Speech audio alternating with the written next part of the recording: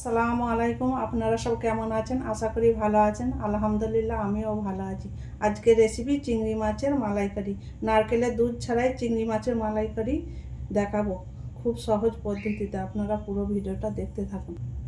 এখানে আমি 500 গ্রাম চিংড়ি মাছ নিয়ে ভালো করে ধুয়ে বেছে নিয়েছি।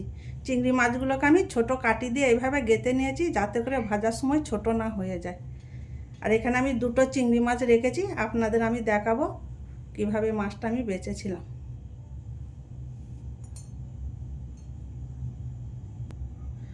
প্রথমে আমি চিংড়ি মাছের মাথাটা কাঁচির সাহায্যে এইভাবে কেটে নেব, দিয়ে চিংড়ি মাছের খোলাটা এইভাবে আমি ছাড়িয়ে নেব। এইভাবে ছাড়িয়ে নিলাম, এই দাঁড়া দুটো এইভাবে আমি হাতের সাহায্যে ছাড়িয়ে নিলাম। এবার যে চিংড়ি মাছের মধ্যখানে একটা সুতোর মতো কালো থাকে, সেটা আমি এভাবে টেনে বের করে নেব।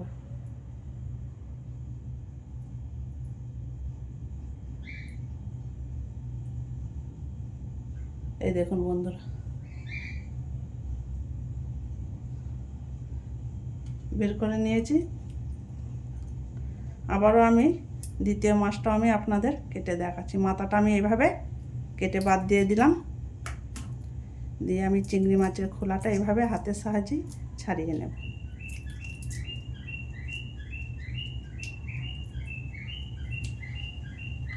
এবার এই চিংড়ি মাছের মধ্যখানে একটা কালো সুতো মতো থাকে, সেটা আমি বের করে নিলাম।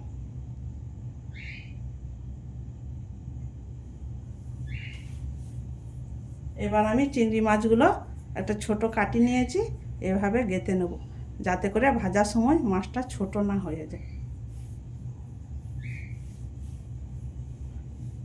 এই দেখুন, গেঁথে নিয়েছি আমি।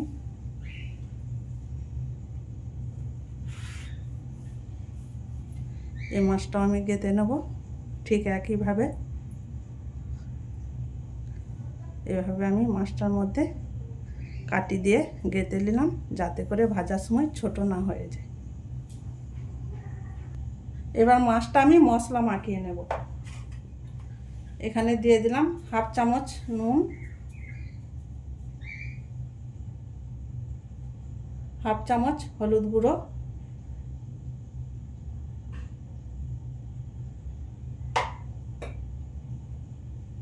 আর হাফ চামচ কাশ্মীরি লঙ্কার গুঁড়ো দিয়ে আমি ভালো করে মাছগুলো নুন হলুদ ভালো করে আমি মাখিয়ে নেব।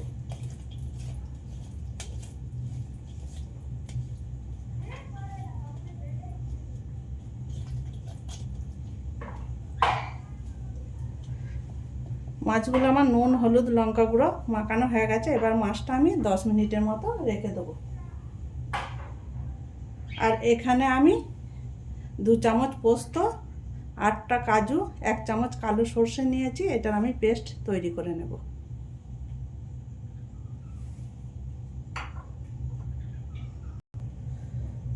কাজু পোস্ত সর্ষের পেস্টটা আমার তৈরি হয়ে গেছে। এবার আমি চলে এলাম রান্নার কাজে। এবার গ্যাসটা আমি চালু করে দিলাম, একটা প্যান বসিয়ে দিয়েছি।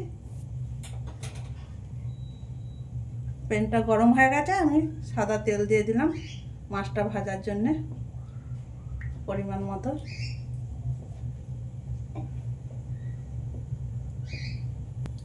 তেল গরম হয়ে গেছে, এবার আমি মাছগুলো সব এক একে দিয়ে ভেজে নেব।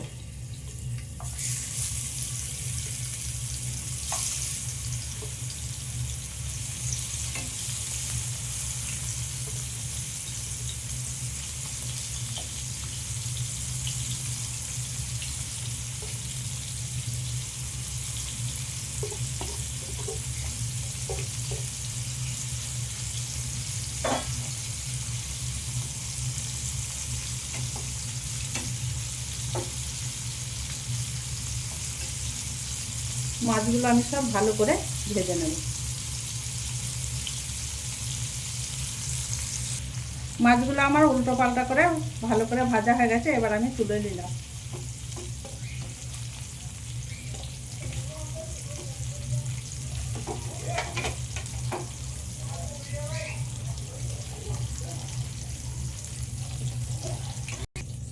মাছগুলো আমার ভাজা হয়ে গেছে। এবার ওই মাছ ভাজার তেলের মধ্যেই আমি আর একটুখানি পরিমাণ মতো সাদা তেল দিয়ে দিলাম মাছটা রান্না করার জন্য।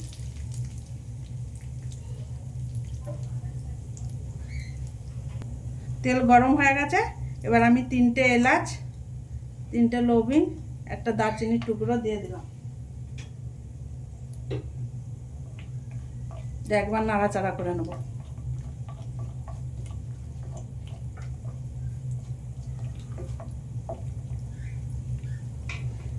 এবার আমি বড় 2টো পেঁয়াজ এরকম ছোট করে কেটে রেখেছিলাম সেটা দিয়ে দিলাম। আপনারা এখানে পেঁয়াজের পেস্টও ব্যবহার করতে পারেন। পেঁয়াজটা দিয়ে আমি ভালো করে ভেজে নেব 3-4 মিনিটের মতো। পেঁয়াজটা ঠিক এরকম ভেজে নিতে হবে চিংড়ি মাছের মালাইকারির জন্য। এবার আমি এখানে 1 চামচ আদা রসুন বাটা দিয়ে দিলাম। দিয়ে আবারও আমি পেঁয়াজের সাথে আদা রসুন বাটাটা ভালো করে ভেজে নেব, যাতে করে আদা রসুনের কাঁচা গন্ধটা চলে যায়। আদা রসুনের কাঁচা গন্ধটা চলে গেছে। আমি 2টো কাঁচা লঙ্কা বেটে রেখেছিলাম সেটাও দিয়ে দিলাম। দিয়ে আবারও আমি ভালো করে পেঁয়াজের সাথে কাঁচা লঙ্কা বাটাটা একটু ভেজে নেব। কাঁচা লঙ্কাটা আমার একটু পেঁয়াজের সাথে ভাজা হয়ে গেছে। এবার আমি কিছু মশলা দিয়ে দেব। 1/2 চামচ হলুদ গুঁড়ো, 1/2 চামচ ধনে গুঁড়ো, 1/2 চামচ জিরে গুঁড়ো, 1/2 চামচ লঙ্কার গুঁড়ো, আর দিয়ে দিলাম 1/2 চামচ কাশ্মীরি লঙ্কার গুঁড়ো, আর দিয়ে দিলাম 1/2 চামচ নুন। এবার সমস্ত মশলা আমি পেঁয়াজের সাথে ভালো করে কষিয়ে নেব।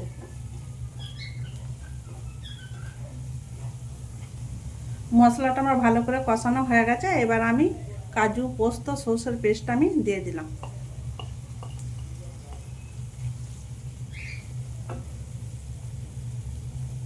এবার আমি কাজু পোস্ত পেস্টটা দিয়ে আবারও ভালো করে আমি মশলার সাথে কষিয়ে নেব।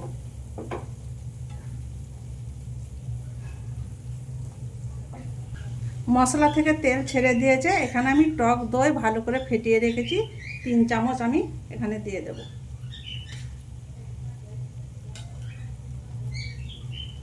টক দইটা দেওয়ার পর চুলার আঁচটা আমি একেবারে আস্তে করে দিলাম।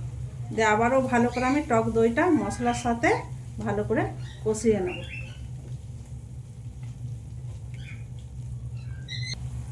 দইটা দিয়ে আমার ভালো করে কষানো হয়ে গেছে মশলার সাথে। এই দেখুন বন্ধুরা তেল ছেড়ে দিয়েছে।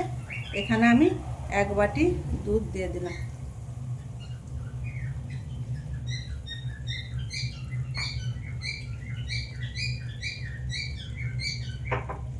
আর দিয়ে দিলাম 1 বাটি পানি। যে ভালো করে আমি মশলার সাথে একবার মিশিয়ে নেব।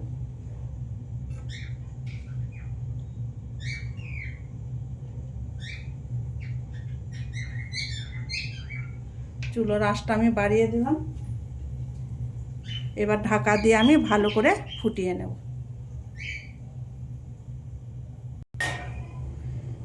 এবার ঢাকনাটা খুলে দিলাম। ফুটে গেছে। এবার আমি এখানে ভাজা মাছগুলো সব দিয়ে দিলাম।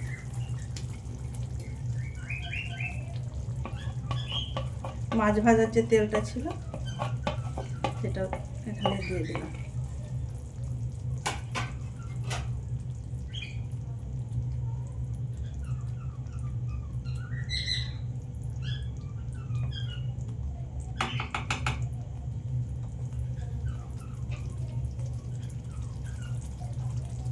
এবার উপর থেকে দিয়ে দিলাম 1 চামচ গরম মশলা।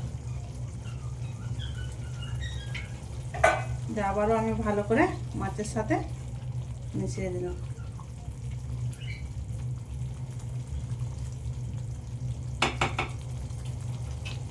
এবার মাছটাকে আমি ঢেকে 4-5 মিনিটের মতো হতে দিলাম। এই দেখুন বন্ধুরা চিংড়ি মাছের মালাইকারি আমার একদম রেডি। এবার গ্যাসটা বন্ধ করে দিলাম। নুন ঝালটা ঠিকই আছে, আপনারা আপনাদের স্বাদ মতো দেবেন।